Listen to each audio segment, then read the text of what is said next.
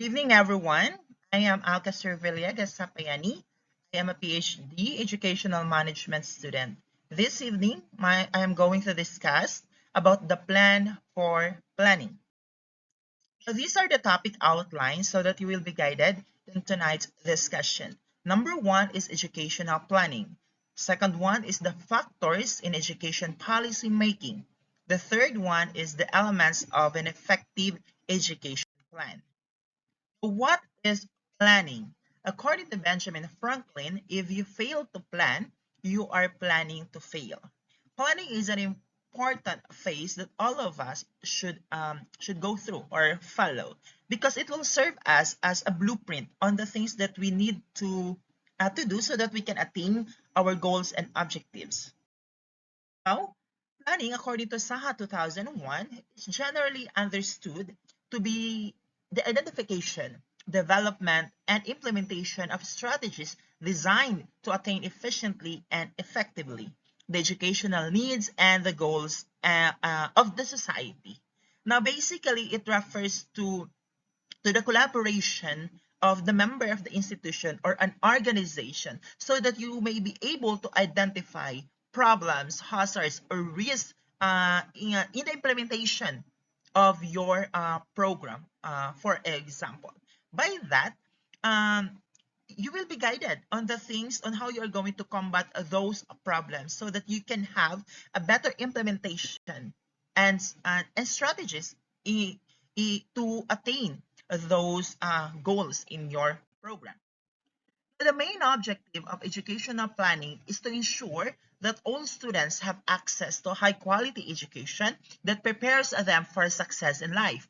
This may include identifying, addressing issues such as equity, access, and achievement gaps, as well as developing strategies to improve student outcomes and increase the effectiveness of the educational system. So, in making this educational plan, effective, you need to collaborate with the other stakeholders. So based on the pictures, presented in your screen, we collaborated with our partnered school, our community extension school, which is the Gasco and Santana Integrated School, so that we can be of help to them in order to boost or to make progress in the quality of education for those students who are struggling in their reading. So that is one way to help, no, to bridge the gap so that we, through collaboration with other stakeholders, we can come up with a better plan so that we can be a service or give an excellent service to our stakeholders, specifically the students.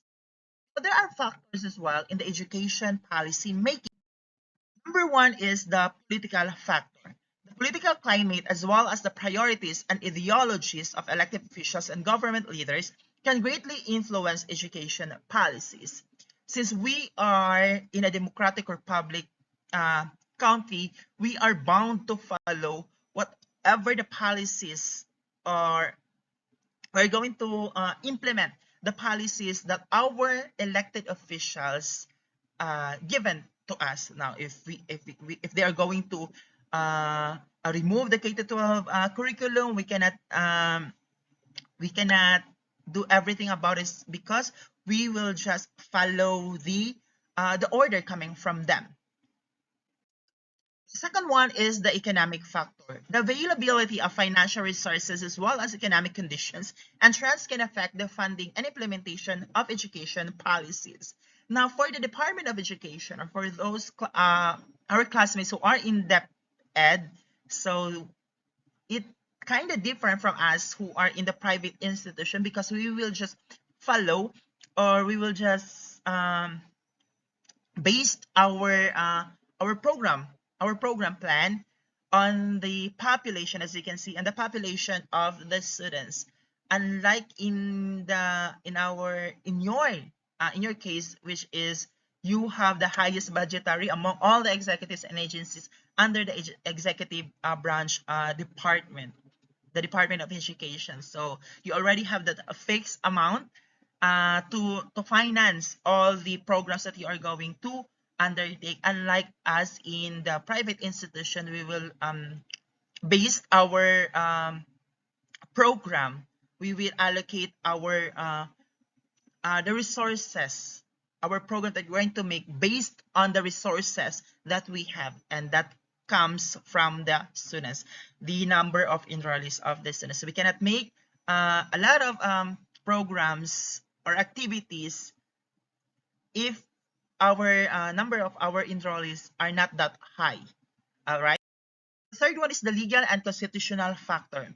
Education policy must comply with the state and federal laws, as well as the constitutional requirements such as the right to a free and appropriate education. So again, whatever the mandates coming from the executive, we the private institution and also the Department of Education will follow. So the 1987 constitutions already mandated that the free compulsory um, education to all Filipino learners. We have the free secondary up to tertiary to those who are willing to proceed to college. So, but unlike in our case in the private institution, even though we accept vouchers, but still there are other miscellaneous or fees that they are going to pay because that is the blood of the private institution. Fourth one is the research and data factor. Policymakers rely on research and data to inform the development and implementation of policies. This includes data on student achievement as well as best practices and successful models from other jurisdictions. So research is one of the important thing that we need to do because numbers will not lie. Okay, you can also benchmark to other institutions who have their best practices that may somehow be effective in your organization. The fifth one is the stakeholder input factor. Policymakers often seek input from a wide range of stakeholders, including parents, educators, administrators, and community leaders, to ensure that the policies being developed are responsive to the needs of the community. So in the case of the private institutions, we acknowledge or we invited the stakeholders, the parents, the students, and the community to have a talk with us. Whatever the policies we are going to make. For example, the banning of transgender in our institutions because it is kind of our schools kind of conservative on the things like that, especially my program is the College of Education. So since that policy is big and somehow sensitive, so we asked the presence of the students who are transgenders, the parents, and the other stakeholders to come up with a good policy. So yeah, basically we did not push through that policy. Okay, so this is the best thing to come up with a good program if we invited those stakeholders. The sixth one is the international factors. Education policies are also influenced by global trends and international best practices. Ika nga nila, hindi tayo dapat paurong. We should move forward. There's no looking back according to Catherine Bernardo 2024. Okay, so we have trends in education on what are the things that we need to do. For example, the removing of the other instructional materials in the basic education or to have a bare wall or classroom. So because of those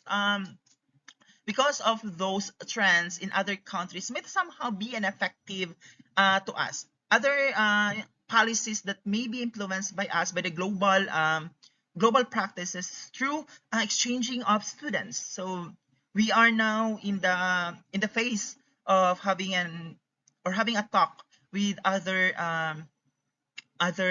international or other linkages. The last one is the elements of an effective education plan. So to have those plan um, effective, we need to set first our goals and objectives. Ano nga ba ang ating goals and objectives? So the plan should clearly articulate the goals and objectives of the education system and align them with the overall vision, mission of the organization or government. So each institution have their own goals and objectives. So that is basically their Bible, that they need to anchor whatever policies, whatever programs that they are going to make or to implement should be based on the goals and objectives. The second one is the resource allocation. The plan should allocate resources efficiently and effectively, prioritizing investments in areas that will have the greatest impact on students' outcomes. Again, since we are in the private institution, we need to allocate the resources that we have, that we can get from the students, because unlike with the Department of Education, they have the fixed budget, right? Unlike us in the private institutions. So we need to think a sustainable plan or program, or what do you call that, the income generated program that might be helpful to us to sustain whatever activities and programs that we are going to undertake. The third one is the monitoring and evaluation. The plan should include a robust monitoring and evaluation framework to ensure that progress is tracked and that the plan remains relevant and responsive to the changing needs. As you can see in the pictures, I have reported the mid-year report, since we are in semestral. So I need to report the mid-year progress of my program, the College of Education and Liberal Arts. So through this, the administration or the owner or the board can see the progress of the program of my department. So what are the things that we need to do so that those undone or ongoing projects or plan be hit at the end of the semester or the next semester. So that is the importance of monitoring and evaluation. We need to monitor the programs or and the plans, so that we can make an evaluation on the things that we need to do so that we can attain the goals and objectives of our program. So that would be all. Thank you so much for listening again. I am Alcacer Villegas Sapayani, the first reporter. The first reporter of the week. So these are the references um, that I have a look in